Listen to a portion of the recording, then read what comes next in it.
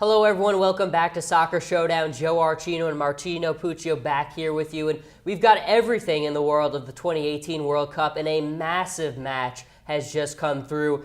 Argentina is on the brink of elimination after getting trounced 3-0 by Croatia. There's so much to go over from this match, Martino, but of course, I think first and foremost, we have to talk about how good Croatia has played. Again, they advance, they clinch a spot in the knockout round, but this team, I mean, they were in control of this game from the very beginning. Talk about what you saw from Croatia in this dominating performance against Argentina. Well, for most people that watch the sport, it comes to no surprise. Croatia has so much quality from the back all the way up top to the front, and even on the bench. I mean, when you can bring on Mateo Kovacic from your bench, who starts for Real Madrid in the Champions League final, you know you have a deep and good squad. So I wasn't that surprised by this Croatian team. They have an amazing midfield. It's dominated by Modric, Rakitic, and even Brozovic as well. And we just mentioned Kovacic. But I mean, just talk about the work rate and working together as a team, something that Argentina really didn't do.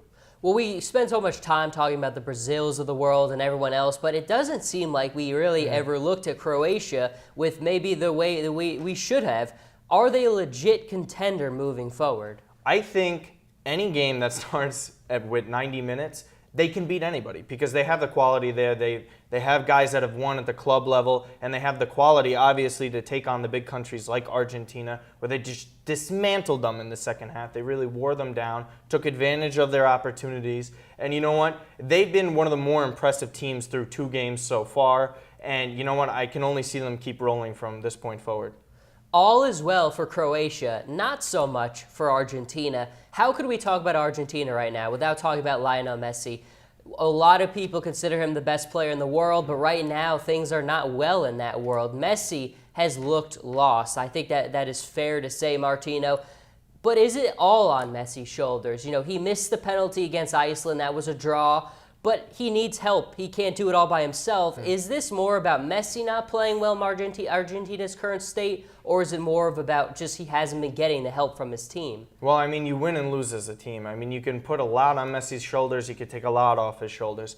You could say and sit here, oh, if Messi makes that penalty against Iceland, we're tooting a different horn, and Argentina's not on the brink of elimination. But at the same time, Argentina's formation today, 3 at the back, is not something they should have done. They don't even have the quality to begin with 4 at the back. Moving to 3 at the back makes it a real dangerous situation. It was a chipping match. Otamendi should have had a red card for kicking the ball in Rakitic's face, but that's a different story.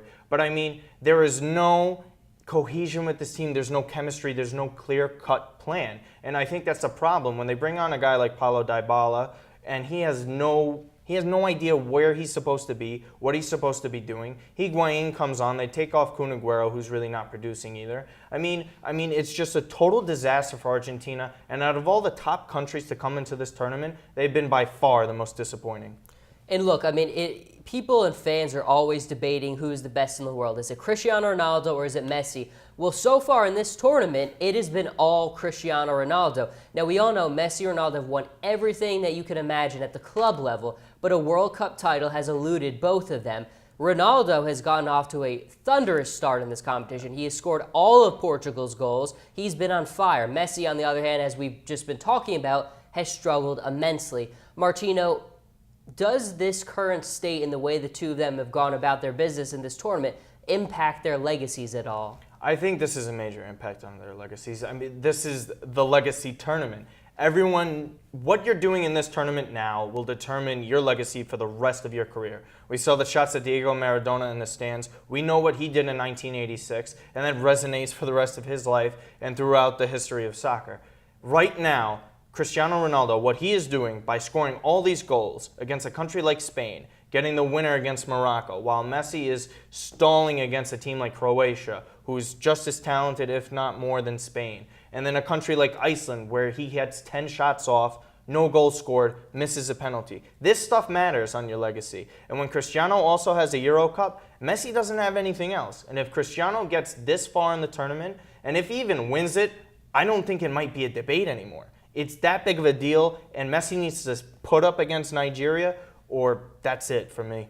I agree. If Ronaldo is able to get it done, there's not much to argue anymore. But there is a lot of soccer left to play. It is not all said and done yet for Argentina. All eyes will be on this next match between Nigeria and Iceland. Massive implication for this. Martino, we know all about Iceland. Smallest team to ever qualify for the World Cup. They play a nitty and gritty style. They really play hard. But everybody who's an Argentina fan is going to be rooting for Nigeria in this one.